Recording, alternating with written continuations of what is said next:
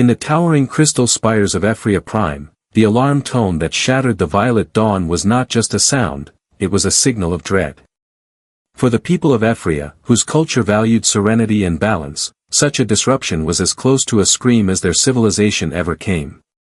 Council Speaker Zixter moved swiftly, all 6 legs carrying him with rare urgency through the spiraling corridors of the citadel. His blue scales were duller than usual. A subtle but unmistakable sign of fear among his species. He had seen many crises in his time, but none had called for an emergency session of the Galactic Council. Not in 3 centuries. And the last time it had, a war nearly consumed half the Orion arm.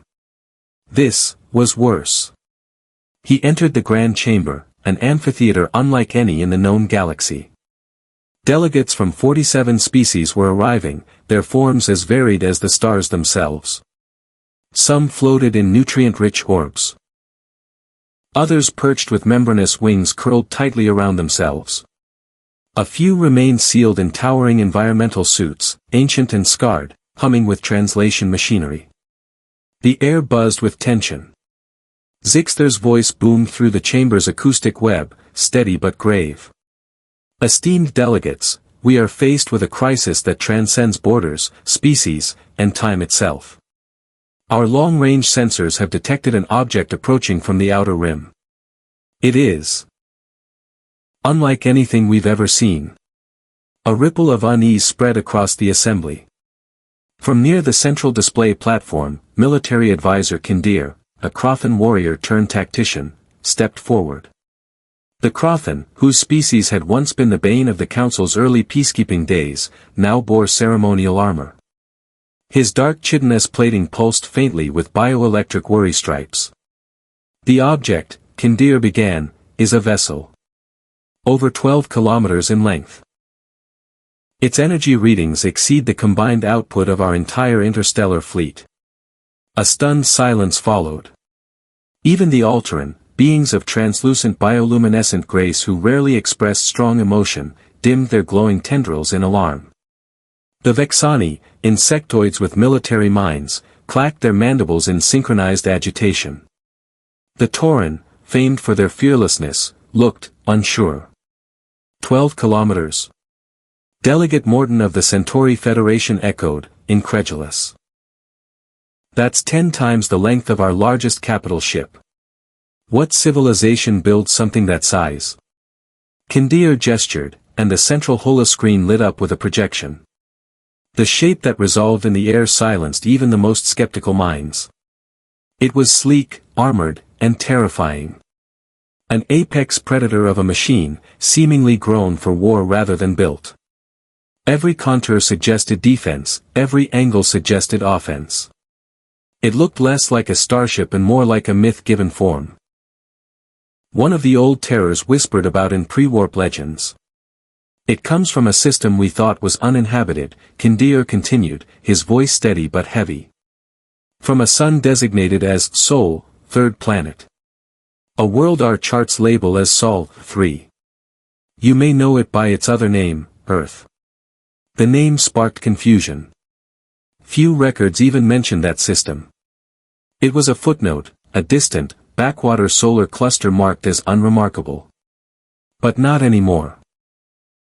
Elder Kfta, a scholar from the Wisdom Keepers, slowly floated forward in her hover chair. At over 800 years old, her knowledge of galactic lore was unmatched. I have read the ancient archives, she said. There are stories of civilizations that vanished not in war, but in fear. Legends of world eaters and star killers, vessels that could fracture moons and ignite planets. We dismissed them as myths. But what if we were wrong? All eyes turned toward Science Coordinator Velex, a Nexary with 6 analytical eyes and a mind like a quantum core. She tapped her data pad with unsettling calm. The Sol system showed primitive life. Carbon-based. The last survey was 400 years ago. But this ship, it suggests a civilization that has developed in secret, far from our gaze. Their capabilities were clearly underestimated. Could it be a refugee ship? The Alteran delegate offered, tendrils pulsing soft hopeful blues. Perhaps they are fleeing something. Kindir shook his head slowly. Refugee ships do not bristle with weapon arrays. This is no ark. It is a fortress. A human warship, the most powerful vessel we have ever detected. The chamber trembled, not from sound, but from the collective realization that every known defense, every fleet, every weapon, every alliance, might be meaningless in the face of this. What do we know of the humans? Asked the Nexari Prime Minister, his tendrils twitching with restrained panic. Not much, replied Velex. They've been silent. But this vessel, its construction implies paranoia. Redundancy. Extreme self-defense.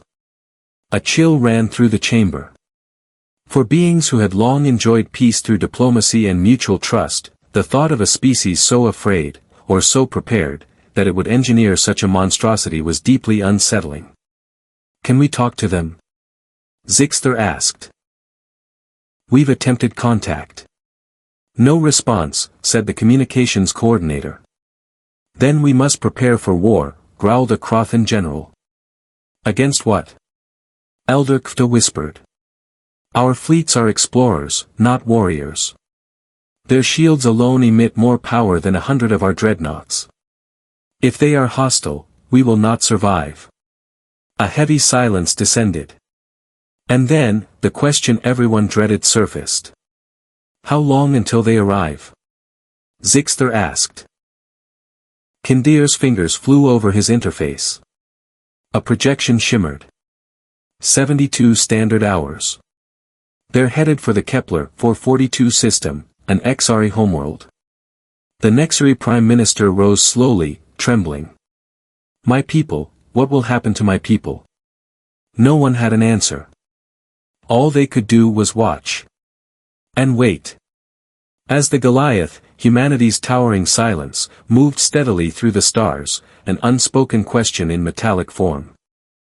The Goliath moved through space like a leviathan adrift in the void. Its immense hull, 12 kilometers long, reflected no light. Instead, it seemed to drink in the stars around it, as if space itself were wary of touching the creation of a civilization newly emerged from silence. At the helm stood Captain Jake Morrison, hands resting lightly on the rail of the command deck. Around him, the bridge hummed with quiet purpose. Technicians spoke in hushed tones, eyes fixed on flickering holographic displays. Consoles blinked in rhythmic patterns, mirroring the heartbeat of a ship unlike any humanity had ever built. This wasn't just a spacecraft. It was Earth's message, carefully constructed, deliberately spoken, and now, hurtling toward the unknown. All systems green, Captain, called out Chief Engineer Lisa Carter, her voice echoing from the back of the room. Fusion cores stable. Jump drive primed. Navigation confirms readiness for hyperspace transition. Jake turned toward the massive forward display. A panoramic view of the cosmos stretched across the wall, dominated by the gentle curve of Earth, distant now and framed in starlight. Oceans of blue. Swirls of white. Home. And behind him, 50,000 people lived, breathed, and waited. The EUHS Goliath was the culmination of Earth's fear and wonder. A ship born not from ambition, but from caution. Its hull bristled with defense turrets and long-range sensor arrays. Redundant systems. Layer upon layer of shielding. If a child could draw safety, this would be its masterpiece. Rodriguez, Jake said, walking to the comm station. Any word from Earth Command? Communications Officer Danny Rodriguez adjusted his headset, nodding. Admiral Brooks is standing by. She's waiting for your signal. Put her on. The stars vanished from the screen. In their place appeared the face of Admiral Helen Brooks, commander of Earth's Space Force. Her expression was calm, her uniform immaculate, her presence commanding. Captain Morrison, she said. How does it feel, sitting in the heart of Earth's greatest engineering achievement? Jake allowed himself a small smile.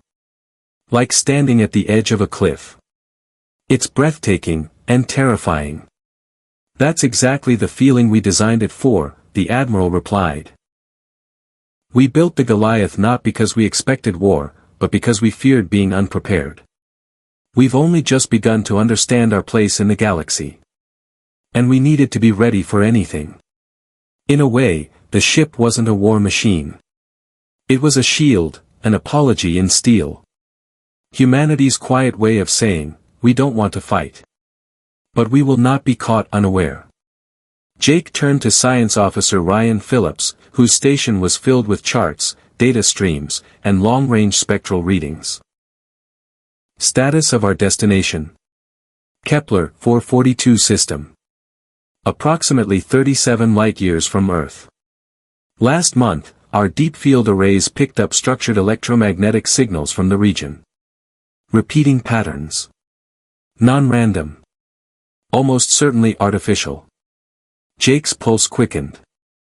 For centuries, Earth had looked to the skies and asked the oldest question, are we alone?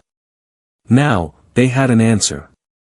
And the Goliath would carry it forward. Navigation? Jake asked. Course plotted, replied Navigator Amy Chen, fingers flying across her console. Jump will take approximately 6 hours using the hyperspace array. Jake nodded. Dr. Turner, are we ready for contact? Dr. Ben Turner, lead xenobiologist, stepped forward from the science console. His eyes sparkled with anticipation, but there was caution in his tone. We've prepared for every scenario imaginable, diplomatic protocols, translation algorithms, biosafety procedures. But ultimately, we're walking into the unknown. And the unknown was vast. Jake moved to his command chair, an unassuming seat at the center of the deck. It wasn't a throne. It was a fulcrum. From here, the decisions he made could alter the fate of 2 civilizations. Attention all decks, he said into the ship-wide intercom. Prepare for hyperspace jump. Earth Command has given us the green light. We are humanity's voice among the stars. Let's make sure we speak wisely. The ship's systems shifted. Lights dimmed. Vibration thrummed through the bones of the Goliath as the jump drive spooled up. Jump drive at full, Lisa Carter confirmed. All systems within nominal range. Jake looked up. The stars shimmered on the screen like reflections on a frozen lake. Take us in. With a deep, humming pulse, the Goliath vanished from Earth's space in a ripple of blue-white light, diving into the ocean of spacetime. The silence it left behind on Earth was not absence, it was reverence. 6 hours later, the Goliath emerged at the edge of the Kepler 442 system. The vast, alien star filled the screen. Around it, planets spun in perfect harmony. But even from this distance, Jake could tell, this system was not quiet. What are we seeing, Phillips? He asked, standing again as the crew stared in awe. 12 advanced civilizations, Ryan replied, voice hushed with disbelief. Cities on 3 planets. Space stations orbiting 2 more. Mining operations on multiple moons. And the tech. Fusion, artificial gravity, FTL communication grids. They've been out here a long time. Jake leaned forward. 12 different civilizations, living in the same system. Apparently, yes. It's more peaceful cooperation than we've ever managed back home. It was astonishing. And yet. Captain, said Lieutenant Kate Sullivan, eyes narrowing at her console, we're not picking up any chatter. No radio. No data transmissions. Nothing. Jake frowned. That didn't make sense. A system like this should be brimming with signals. Could they be using tech beyond our sensors? Dr. Turner asked. Quantum comms. Tight beam transmission. Or, Jake added slowly, maybe they've already seen us, and gone quiet. He turned back toward the main display. Navigator Chen, take us in. Slowly. Let's see who's watching. The Goliath moved forward, casting a titanic shadow across the planetary system. As they advanced, sensors painted a surreal picture. Thousands of ships, inactive. Entire fleets, shut down. No propulsion. No shields. No crews in motion. "It's like, they all turned off at once," said tech specialist Chris Morgan, bewildered. "The AI estimates over 5,000 vessels, just floating. Dormant." "That's not war," Turner murmured. "That's fear." And still, no messages came. Jake felt the unease crawl up his spine. In every science fiction tale humanity had written, aliens either greeted us, or fired upon us. But this silence? It was worse. It was ancient. "Prepare the diplomatic shuttle," Jake said. "Let's send something smaller. Less intimidating." Commander Steve Johnson nodded, moving toward the shuttle bay. He was joined by Ambassador Rachel Stone, Earth's lead representative for interspecies contact. "Approach the planet with caution," Jake instructed. "Use all peaceful signals. No weapons. No threat displays." As the shuttle detached and descended, Jake watched it vanish into the upper atmosphere of a world that looked alive with light, and yet devoid of welcome. Still, he hoped. "Contact Earth," he told Rodriguez. "Update them, we've found intelligent life. Possibly afraid. Possibly watching. But definitely, not alone." Above the quiet world below, the Goliath hovered like a silent monument, misunderstood, perhaps, but not unkind.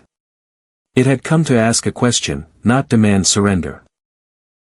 And deep within its core, a message continued to transmit across the stars. "We are from Earth. We come in peace. We are listening."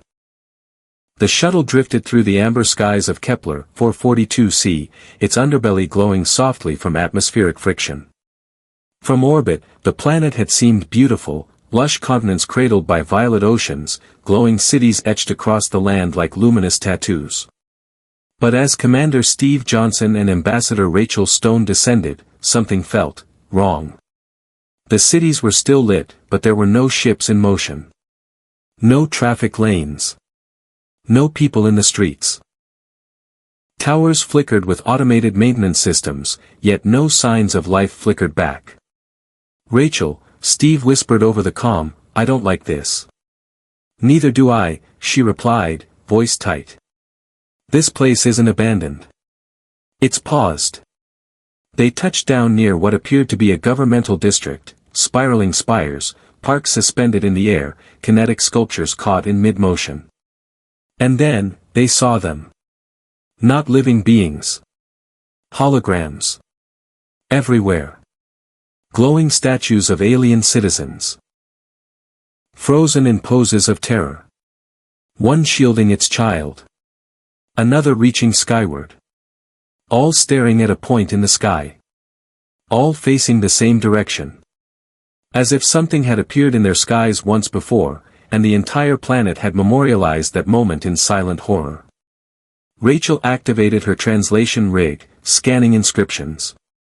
"It says, 'The black ship returned.'" Steve turned slowly. "Returned?" Back on the Goliath, Captain Jake Morrison was piecing together the same mystery.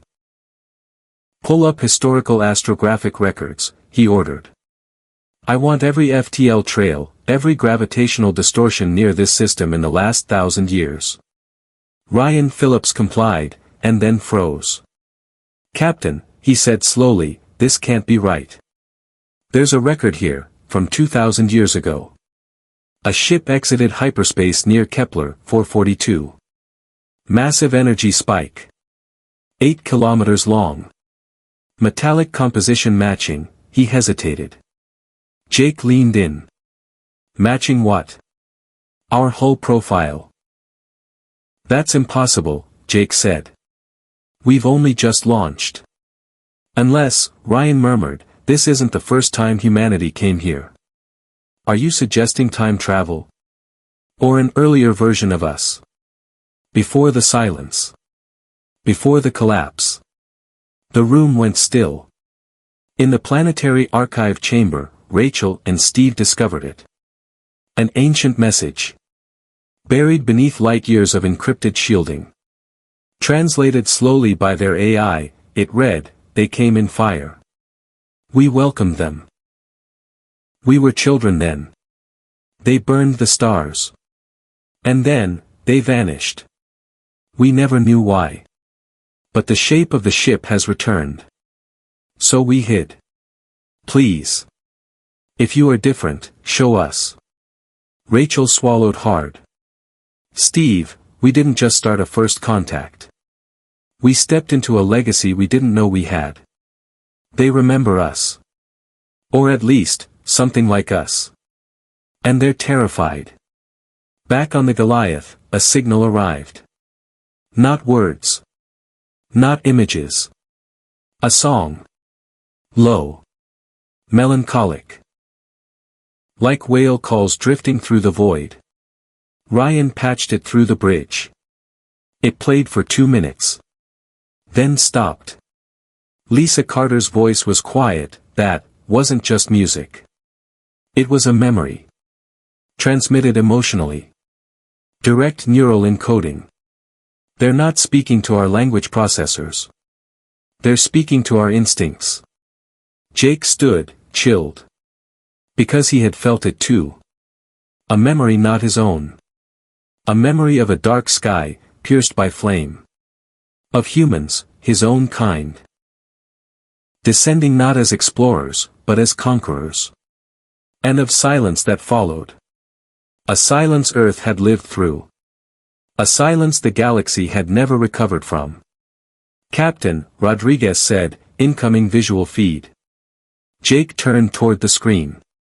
And for the first time since they arrived, they saw them. An alien stood there, tall, with glistening skin that shimmered like obsidian oil. Eyes large, luminous. No visible mouth. It stood before a camera, trembling. Behind it, dozens of others. All watching. Then, slowly, the figure raised one limb, and pointed at the Goliath, as if asking, "Are you, the same?" Jake stepped forward. The room held its breath. "To all who hear this," he said, speaking calmly, directly into the transmission beam, "we come from Earth. But we are not what you remember. We have learned. We have fallen. We have been silent for centuries, asking ourselves if we deserve to rise again. We do not come to conquer. We come, to apologize. And to listen. We ask for nothing, only to share our story." The screen remained still. Then, behind the alien, one of the glowing statues flickered, and disappeared. And then another. One by one, the holograms turned off. And in their place, real lights flickered on. Windows. Cities. Communication grids. The system was waking up. Hours later, Jake stood again before Earth Command. Admiral Brooks was silent for a long time after hearing his report. "So they feared us," she said quietly. "Not because of what we did, but because of what we had once been. That's the worst kind of fear. The kind rooted in truth." Jake nodded. "But they listened. And maybe now, we begin again." The stars did not speak. But they listened. And perhaps, that was enough. For the first time in millennia, humanity was not the destroyer in the dark. It was something else. A voice humbled by silence. A hand once clenched, now open. A memory rewritten, not by fire, but by understanding. And as the Goliath began its journey to the next system, its engines hummed not with pride, but with hope. We are not what we were. We are what we choose to become.